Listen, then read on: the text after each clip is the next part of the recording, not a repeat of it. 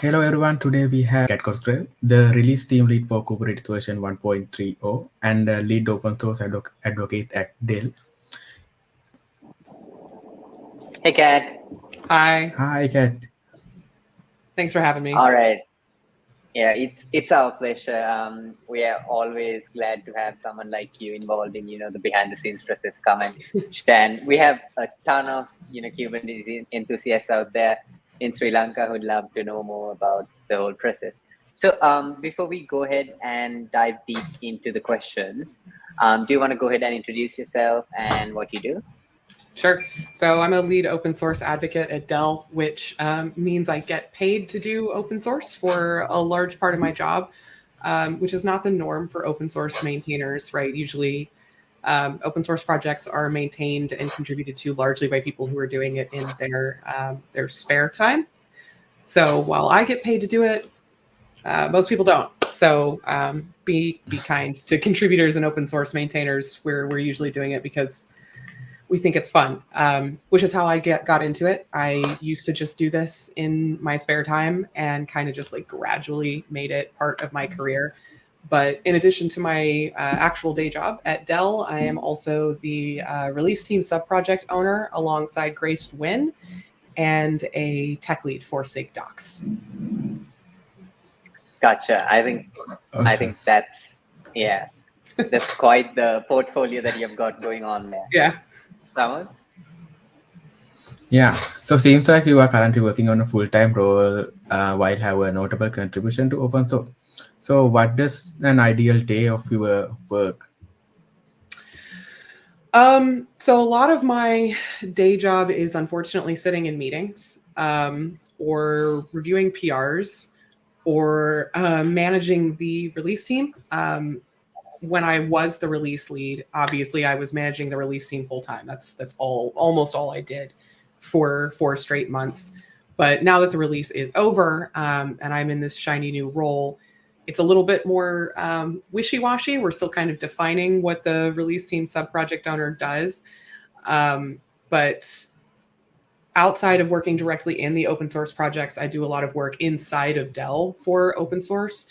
So helping Dell be a better open source citizen, getting more people to contribute to open source projects as Dell employees, fighting for them to be able to do that on Dell's time instead of in their spare time. So making sure they get paid for the hours they're spent contributing to open source as well. A lot of internal education for sales and pre-sales teams on like what open source is culturally, why it's important that we give back, how much open source we actually consume as a large hardware company.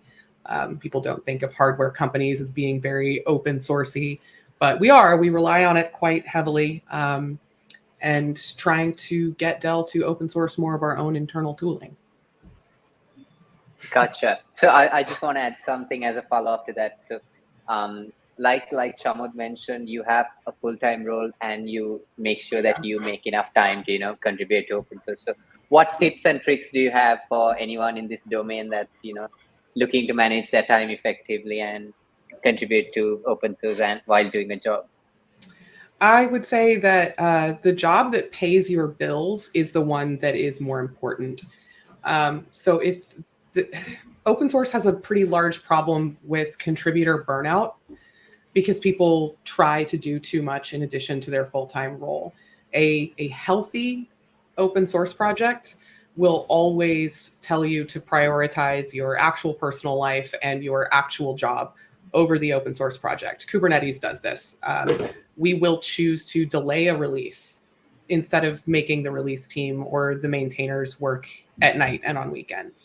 So the first thing you can do to make sure that you can contribute to open source is make sure that you're contributing to a healthy one, because you're not going to have the time or energy to contribute if you are burnt out. So prioritize the one that pays your bills, that keeps a roof over your head, and prioritize choosing open source projects that will help you draw that healthy line between your personal life and open source and your professional life. Make sure that you actually enjoy it and that you're not doing it just because you feel obligated to. We've definitely seen contributors who we've had to force to stop like tell them, no, you need to take a step back, because it felt like they felt obligated to be working late at night or over the weekends, and we actively don't want that because we don't want to burn you out. So make sure that you're choosing a community that is going to actually support you.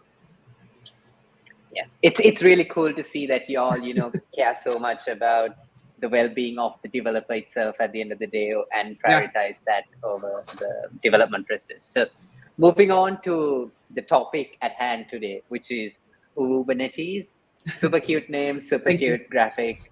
So for those of you, for those of the viewers who don't know what this is about, what new features and significant improvements do we see in this version? And do you want to quickly run through what this has to offer for all developers out there? Yeah, so this is a medium-sized release. We had 45 enhancements. 10 were net new features, alphas. I believe 18 were graduations to beta, and 17 were graduations to stable. So overall, this is a very, very stable release. There are no like urgent need to knows before upgrading to 1.30. There's nothing dramatic or surprising. There were no deprecations. There was one removal, but it's a very, very small removal, and it's something that was deprecated back in 1.27. So you probably won't notice it. Overall, this release seemed to focus pretty heavily on improvements to existing features, which is nice to see that we're getting to a point where we can just focus on improving existing features instead of adding new stuff that we need. Of course, we still want to add new stuff, but it seems to not be where the project's priority is right now, which is really, really good to see. There are a variety of enhancements that are improvement to overall cluster and application security. One of the oldest KEPs in the project merged with this release, KEP 24, which is about 4 years old. The most recent KEP to be opened was like KEP 4768 or something. So KEP 24 is quite old, and that was AppArmor support. There were also structured authentication and structured authorization, both graduated to stable, I believe, which is nice to see. So there's a lot of just overall improvements to Kubernetes in this one, rather than just net new features that are maybe kind of wonky. It's really cool that you have like a full roadmap going on in your head about what every feature is. It's definitely impressive. Shaman? Thanks. Yeah. So are there any significant changes in the Kubernetes architecture? So you mentioned that this release contains some of the new features. So will that affect the Kubernetes architecture? No, there are no significant changes to the architecture itself. There haven't been significant changes to the architecture itself in a hot minute. And I don't think there will be again anytime soon. I don't think there are any KEPs that are open and nearing like inclusion in a release that we would consider to be like architecturally significant. Kubernetes, the like bones of it are pretty stable. I don't see a lot of major changes coming to them in the future. If we made like a significant architectural change to Kubernetes itself, that would probably be a reason to finally increment the major version. And us refusing to do that is kind of a joke at this point. It's just going to be one dot for forever, you know? But yeah, if we do make a major architectural change, you will probably see the major version increment at that point. So how long has 1.4 been running for? When did it move to 1.4? 1.4 would have been, so we do 3 releases a year now. We used to do 4 releases a year. 1.4 would have been like, what, 6 years ago or something? Oh, okay. Let's see. So it's longer. It was 8 years ago. It was wow. September of 2016 was when Kubernetes 1.4 came out. Oh wow, that's back when some of us didn't even know what Kubernetes was, including myself. That's pretty cool. Yeah. So Yeah. you explained about how this update was more about, streamlining what you have instead of focusing on building more stuff. So Yeah. we know that Kubernetes is essentially acts as a backbone to a whole ecosystem of cloud native tools and services. So Yeah. how does the integration work out here? Any major changes? Anything of that sort? Let's go look at the release blog and find out. So there were 45 enhancements, and unfortunately, that means it's impossible for me to have memorized what each of them do. There were a lot of changes to, well, improvements to pod behavior with respect to pod readiness, which is nice to see. And also some changes to namespaces. Which kept was that? Let's see here. I think I think Shamud is actually the person who taught me concepts of pods and namespaces. I think we can. It's time that we go over the docs again and give it a refresh Yeah. with these latest changes. Well, if you want changes to the docs, I am also a SIG docs tech lead, so feel free to write those docs and I'll review them for you. All Yeah, right. we Oh, that's introduced great. support for user namespaces in pods, which is also one of the oldest KEPs in the project. That was KEP 127. User namespaces is a Linux-only feature that better isolates pods to prevent or mitigate several CVEs rated high or critical, including one published in January of this year. So user namespaces in pods has been in alpha for like forever. If you are watching this and you don't know the difference between the various stages of an enhancement in Kubernetes, an alpha feature is off by default and must be enabled using a feature flag. A beta feature is on by default, usually, sometimes they aren't, and need to be disabled with the feature flag. A stable feature is just on and you can't turn it off. So we graduated user namespaces in pods to beta, which means that we consider it stable. We don't consider any major changes to the specific implementation of that feature or the way you interact with it. And so it's generally pretty safe to use. So that's a pretty cool one that we finally got in this release that may change the way your applications run on Kubernetes if you choose to use it. Also common expression language for admission control. So it's a slightly more dynamic and expressive way of evaluating admission requests. It makes it a little bit easier to describe in fine detail how you want things to be interacting with your cluster, which is pretty neat. Awesome. So, how has the community contributed to this release? So the Kubernetes release team is made up entirely of community members, and then our contributors are also largely community members. It's usually not people like me who just get paid to do it full time. So the release team, the number of people on the release team kind of varies from team to team, but generally it is a release lead and some number of release lead shadows who are being trained to replace the release lead. I had 4, then 5 sub-teams, docs, comms, enhancements, release signal, and release notes. Each one of those has a sub-team lead and some number of shadows between 4 and 6.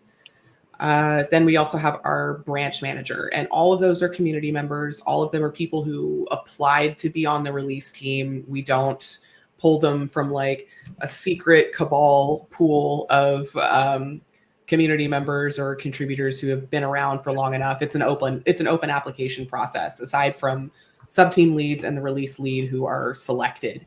But otherwise, it's an open application process, which is pretty cool.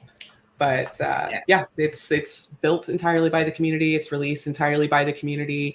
There used to be aspects of the release process that required Google employees get involved, but that is no longer a thing and has not been a thing for a few releases. So like the entirety of the Kubernetes release process is done by the community. None of the big cloud providers have a direct hand in it. They have nothing to do with it. We own our own infrastructure. We own and control every aspect of the release. Gotcha. I think we have a question coming up about getting into, the release teams a bit Sure. later into the session, but yeah. But speaking of which, how does a beginner get into contributing to Kubernetes? Where do we start? Sure. I'm sure this is a question you get asked a lot. It is a question we get asked a lot, and our answer to this has kind of like changed over time as the project has gotten bigger and bigger and bigger. It used to be advised that the release team be a good entry point for contributing to Kubernetes. I don't think that is correct. I think if you are brand new to Kubernetes, the release team is like one of the worst ways you can start. It is very, very stressful and very, very busy, and it requires now, it didn't used to, it requires a lot of context and knowing how the other SIGs work. So it's not, I would not start in the release team. But as for where you can start, that depends on what your specific skills are, what you are good at, and what you enjoy. If you already know how to use Kubernetes and you are a software engineer, you're a programmer, if there's like a specific interest or a specific skill set you have as an engineer, say that you are really good with Windows, like Windows specific engineering problems, there is a SIG for that. SIG Windows exists. If you think networking is really cool or storage is really cool, there are SIGs for that. They all have their own Slack channels in the Kubernetes Slack workspace. They all will have, if you go look at the Kubernetes GitHub repo, each issue is tagged with a SIG. So you can go look at issues that are tagged for that specific SIG and see if there is something that you have the ability to work on. Many of them may also be tagged with a good first issue. The only thing I will advise with respect to picking up something that says good first issue is, even though it says it's good first issue, you should make sure that you read our developer guide and our contributor guidelines, especially if this is your first time contributing to an open source project in general, especially a large one, because there's a lot of like weird etiquette and things that can be very easy to miss that will slow down reviews of your PR. So number one, decide what you are interested in. Number two, go find the SIG that owns that thing. If you are not a programmer, there are still ways to get involved in Kubernetes. If you are a technical writer or something, and especially if you are a technical writer who speaks more than one language fluently, SIG Docs is a great place to go, especially one of the localization subprojects. The Kubernetes documentation is some of the best in the business because we commit so hard to ensuring that every user-facing feature is documented. You are not allowed to include your enhancement in a Kubernetes release if it includes user-facing changes and those changes are not documented. It is a hard requirement. We also try to make sure that our documentation is available in as many languages as possible, which means we rely very heavily on users who speak more than one language who are willing to help us translate that documentation. So if you speak more than one language, go hang out in a SIG Docs localization subproject. They all have their own Slack channels too, or you can just go to SIG Docs localization. That is the like root channel for all of the localization subprojects, and start fishing around there. If you don't speak a language other than English, then SIG Docs is happy to have you writing, reviewing. If you don't like to write, there's also SIG Contributor Experience. It's a great way to help control the things that the other contributors rely on as well. So there's a lot of ways to get started. We used to say the release team is a great place to start. Please don't. It feels like drinking from a fire hose. It is so exhausting. Yeah, so going one step further from that, so how to get into the Kubernetes release team? Yeah, so if you feel like you're ready for the Kubernetes release team, usually like 2 or 3 weeks before a release cycle starts, we will send out a shadow application. You can get emailed about that automatically if you join the SIG release Google group mailing list, or we will also post about it in the SIG release channel on Slack.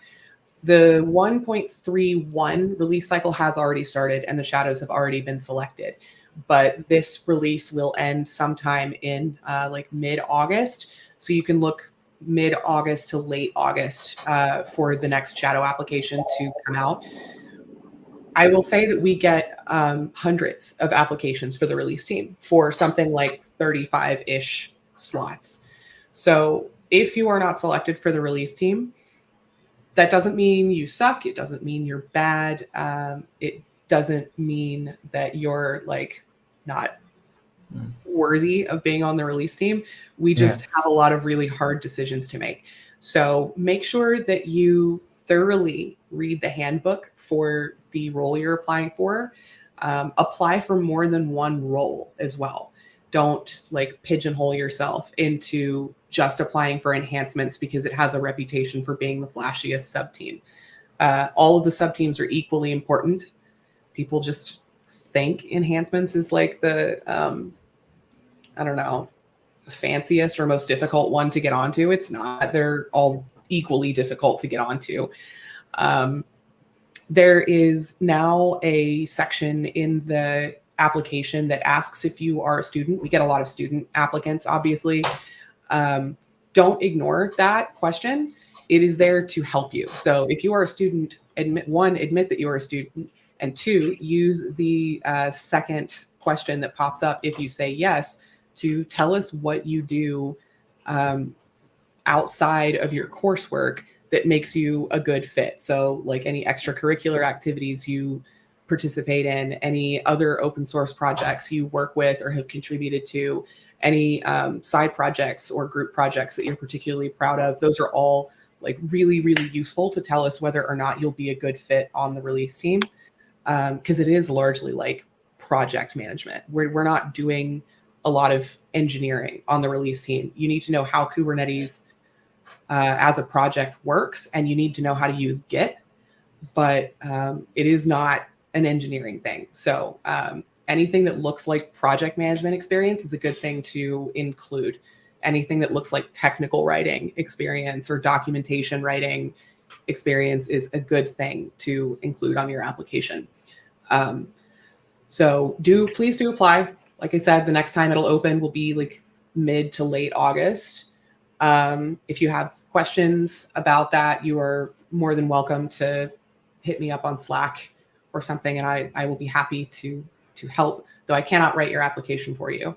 But I am happy to answer questions about any of the handbooks. I've served on most of the release subteam roles myself. So yeah. When I went to some of the blog of the Kubernetes contributors, so I noticed that most of them have applied multiple times to get into the Kubernetes release team. Yeah. Yeah. So what are the requirements to get selected as a release team member? So there's one trick question on the application. There is a question that says, have you read the handbook for your role? A shocking number of people select no. If you select no on that, if you like admit that you haven't read the handbook for the role that you've been that you're trying to get onto, you are automatically going to get declined for that. So like, please read the handbook. But yeah, it's not unusual for people to have to apply multiple times because we don't usually go with all new people for every single for a release, right? So say a sub-team has 4 shadows on it, 2 or 3 of those shadows are going to be people that were already on the release team, that have been on the release team before. So we bring in like, I don't know, 4 to 8 new people every release, but otherwise they are people who have been on the release team once or twice before. So that's why you see people applying over and over and over again. The number of like new seats is just not that high. But we are selecting for people who have experience, whether it's within the Kubernetes project or not, that makes them a good fit for a role that requires a lot of communication, a lot of project management, a lot of people herding, that kind of thing.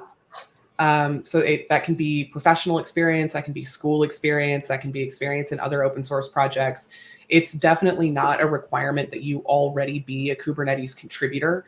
Every cycle, we've got like 2 or 3 at least. I think this time we have 4 shadows who are not Kubernetes org members. They have never contributed to Kubernetes.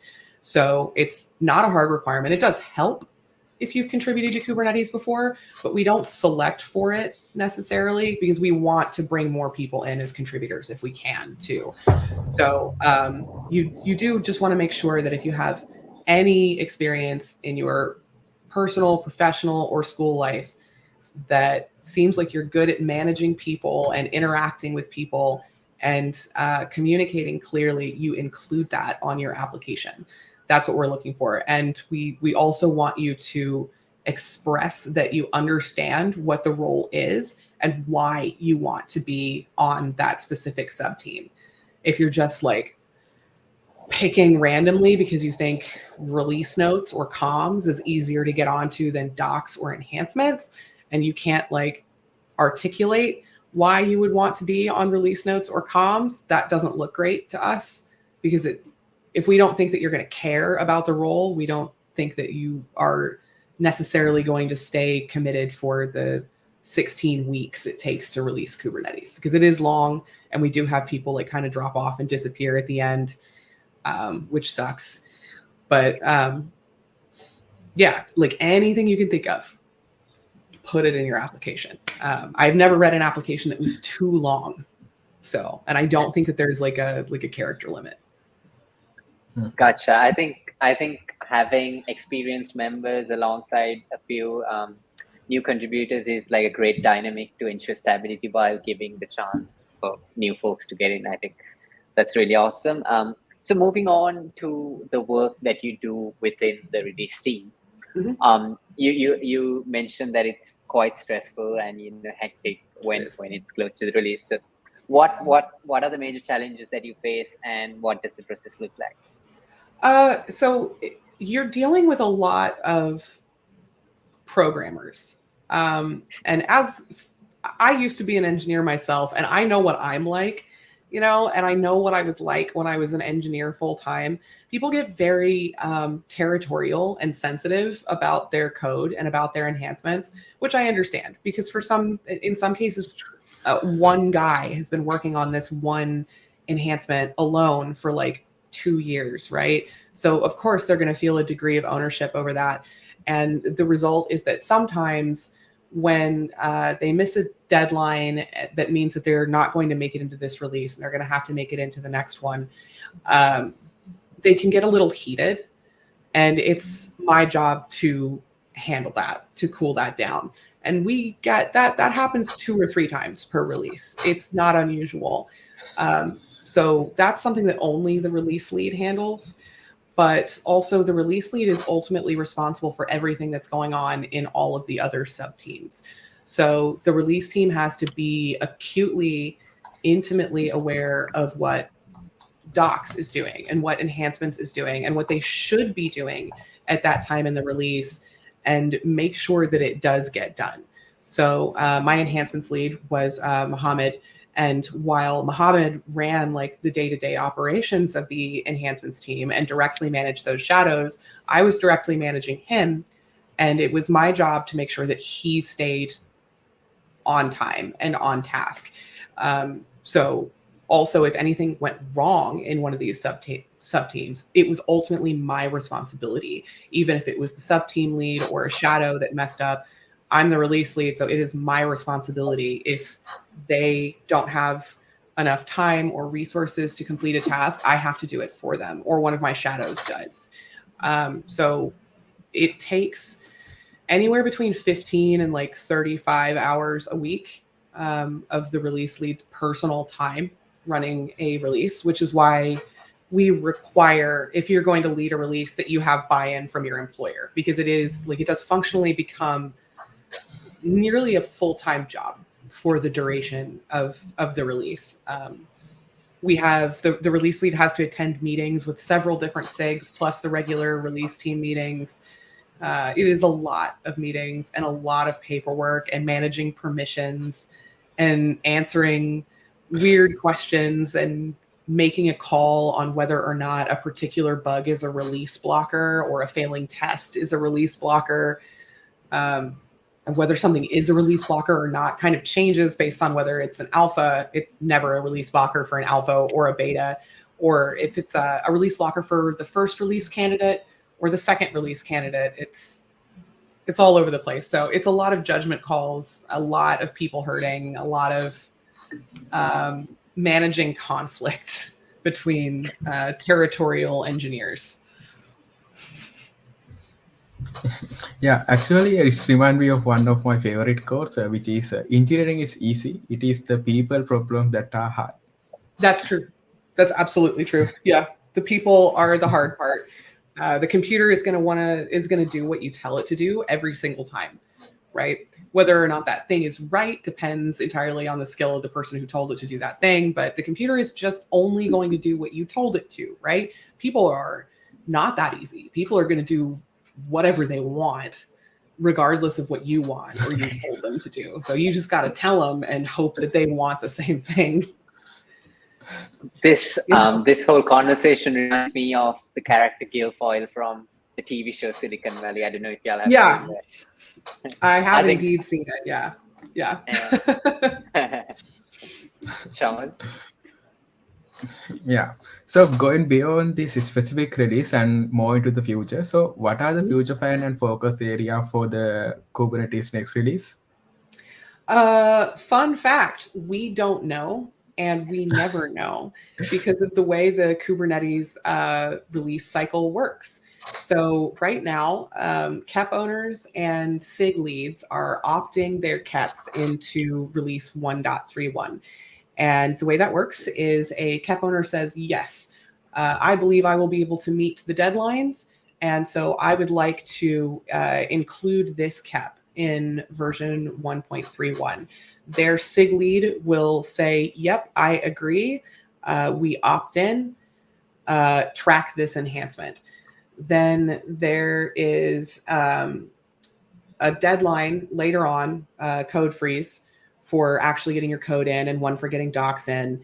And we'll lose about 50%-ish of enhancements that opted in at enhancements freeze by code freeze. They will drop off because they can't actually make it.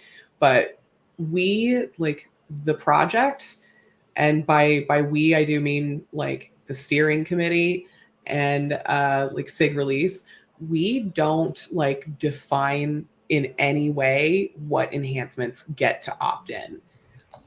We have no control over that. We have no real influence over that. Of course, steering like can say, hey, this is like a thing we need to focus on. How do we get the resources for this? How do we get like this particular SIG to focus on this? But they don't actually get to say in a hard and fast way, okay, release 131 really needs to hard focus on security improvements or storage improvements. That's just not how it works. Ultimately, we are still an open source project. We are still like built by community members. So what's in the release is whatever people feel like putting in the release, which I'm sure is like kind of irritating, like to big companies that rely on us. But the answer to that is like, if there is a feature some company that relies on Kubernetes wants to see in Kubernetes, they are free to open a KEP and write the code and open a PR themselves. So with the project itself, we don't determine that. Just so when a release cycle begins, it's necessarily like an open field, and you don't know, as long as they can meet the deadlines, how big or small whatever they're building is. Then pretty much. There's like there are some times where we can look at an enhancement and go, there's no way this is actually going to make it. Like if we get like a 15,000 line PR, we can guess that unless the KEP owner and the SIG are both like really on top of it, that is probably going to miss code freeze because it won't have a 15,000 line PR is a pain to code review, right? That's massive. And the SIG may not have the resources to review it adequately by that deadline. But yeah, generally, like when the release starts, it's free, it's open season. Like just go for it. I think we had like 95 enhancements at enhancements freeze for 1.30, and we ended the cycle with 45. Gotcha. So, coming back into this specific release, I think it would be almost criminal of us to, let you go away without asking about the origin of the cute name and the logo. I've seen loads of love being thrown at it on X and Slack. Good. What's the story behind it? I thought it would be funny. So like 3.5 years ago or so, I tweeted Uwubernetes. Like that was the entire tweet. Because I was making a joke about furries. And at the time, I was not a member of the release team. I was like a contributor and a community member, but I wasn't on the release team. But I was friends, and I mean, I'm still friends with him, but I'm friends with Stephen Augustus, who is a SIG release chair and a member of steering. And I threatened him privately and said that if I was ever allowed to lead a release, I was going to name it Uwubernetes. And I never thought at the time that I would actually get to lead a release. It's a lot of responsibility and it took a lot of work to get here, but I didn't think that it would ever happen. So when they asked me to lead this release, I thought I have an opportunity to do something very funny here, and I could give it a serious name. The previous release had a serious name, but they usually don't. And I decided I was going to make good on my 3-year-old threat and name it Uwubernetes to pander to furries, because they do largely run the world's infrastructure. So it was entertaining to me, and it was entertaining to the furries and the weebs on the internet. As for the logo, that is my cat, Espresso. She is 21 years old, and it was designed by my friend Kefi Mochi on Twitter. That's really cool. Wow. That was the kind of origin story that I was expecting. Yeah, we were expecting that. They're usually not serious. Like if you go look at the release themes over time, like my predecessor Priyanka, she had a very serious release theme and arguably the coolest release logo we've ever had. She really knocked it out of the park with that one. But we've had more than one release that was named after somebody's cat. Jeremy Rickard led, I think, like 1.16 or something, and his release logo was his cat with lasers shooting out of its eyes. Lachlan, when he led a release, he named his release after Olive Garden breadsticks. Xander's was a sloth wearing sunglasses.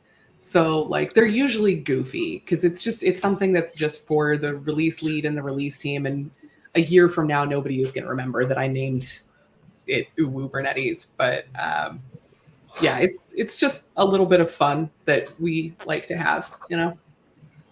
Gotcha. Yeah, and it makes the release very unique. It does. It does. I do have stickers. So whoever's watching this, if you see me at a conference, you can ask, and I will probably have stickers with me. Yeah, I think we're going to have to negotiate you to post some stickers to us after this session. To us, yeah. But yeah, just moving on to something that I caught during one of your answers early on in the session. You mentioned about the involvement of Google or any other major cloud providers in the development process of Kubernetes. So yeah. How much of a role do they play in shaping what the future of Kubernetes looks like? And what do they have a hand in? What do they not? They don't officially have control over anything. We have rules in place that prevent too many people from a particular employer from being on the steering committee. So it is no longer possible for one of the cloud providers to like forcibly take over the project and control its direction in that way. The only way that they're really involved now is through like cloud provider credits. I don't think we have any credits left with Google, but we've got like $500,000 in credits left on AWS, which we will run out of this year. But that's just for like running our own infrastructure, like the Kubernetes project's own infrastructure. Otherwise, they're not really officially involved in any way. We're just a customer to them. They don't have any control over the future or direction of the project. The same rules apply to them as apply to anybody else. If you want to see a feature in Kubernetes, you start a cat, you open the PRs. So the way it worked in the past with respect to the release team was sometimes we had to involve a Google employee for actually like building the release on release day, but that's no longer the case. I think we stopped doing that like 3 or 4 versions ago. But now they're any other company to us, basically, other than our infrastructure runs on 2 of them, but we still have to pay them. So. Gotcha. So I was about to ask that. So yeah. Do y'all for all these credits and your infrastructure being run on their servers, like are y'all just another ordinary customer, or do y'all offer incentives, project-based incentives to get access, or how does it work out? So we are just a regular customer, and this is all public because this is an open source project. So I can tell you what our cost is right now. As of Tuesday, the 21st of May, we have spent $921,000 on GCP, and we have no credits remaining on GCP. So that is the project's actual cost, which I assume the CNCF pays that bill. I don't have to think about it. For AWS, hopefully. Yeah. For AWS, we've spent $727,000 this year, and we have $643,000 remaining in AWS credits. So we are still just regular customers to them, although we have credits. Like cloud providers hand out credits like all the time in exchange for something. Right? Like I have like $2,000 or $3,000 in AWS credits on my personal AWS account for just like stuff I've been handed. So it's not necessarily super special treatment that we have that from AWS. It's often in exchange for something else. But yeah, that's the only way we really like get direct involvement from the cloud providers beyond just regular contributors to the project. They host our infrastructure. Yeah. One last question, which I'm going to go outside of the script here, and I hope I don't put you on the spot here. But you mentioned a lot about open source and its involvement in your personal career. So how would you suggest that one leverages open source in their career?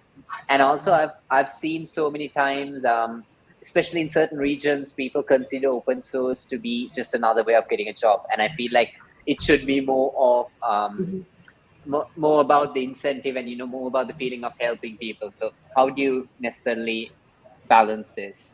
So I don't, while open source is something that I personally care very deeply about and have been lucky to make it like a large part of my career, it doesn't bother me when people think of open source as just a way to get a job. Because the reality is that it is a good way to get a job, especially if you are a student or you are like very early in career, you're a fresh grad and you have a lot of spare time, but you don't have a lot of connections. Open source contribution is a good way to like find a community and find a network and connect with people who can refer you for better jobs. Please do not like spam community members with like requests for referrals, because that'll irritate the hell out of people like really, really fast. But it's a good way to make those connections. And like I didn't graduate from college, and I went to a boot camp. I had a relatively rough start. I used to be a bartender. Like I didn't go to college, get a computer science degree, and immediately start working in tech. I did a whole bunch of other stuff unrelated to the tech industry until my mid-20s. So I can relate to like really needing that break and looking for it anywhere you can get it. So I'm never going to begrudge people for getting involved in open source just to find a job.